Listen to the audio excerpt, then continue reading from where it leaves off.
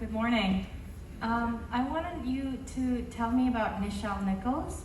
I had the privilege of seeing her at her Comic-Con celebration farewell party. I would love to hear what you have to say about her and her legacy. Sure, I love Nichelle. She was the first person that greeted me when I came on Star Trek.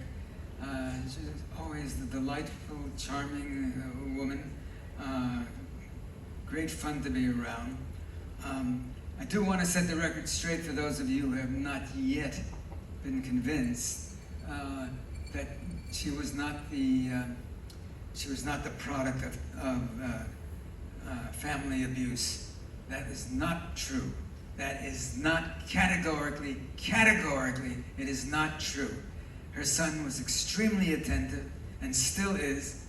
He's living with her. He's a good man, sweet guy and very attentive. Her situation was as a consequence of a very evil manager, a man that literally stole from her again and again. She had nothing in her bank account, and yet she made, a very, very respectable amount of money at every convention that she attended. Took her money, had her property signed off to her. She had two houses, and he was right next door, and he was living right next door to her, paying her an enormous sum of $300 a month for the privilege of stealing. The footage that was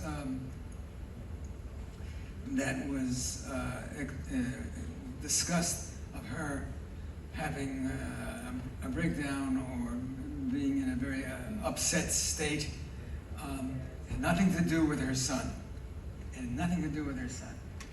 It was single person footage. There was nobody else in the shot. It had to do with this guy who was taking all of her money.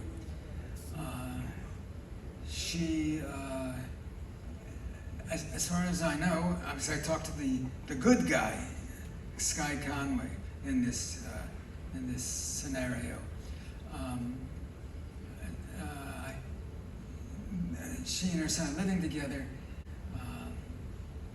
and she is being protected and cared for and as comfortable as she can under these circumstances. The circumstances are extreme. She has Alzheimer's, and she doesn't have a slight case of dementia. She is in the full throes of the disease. But, I guess one of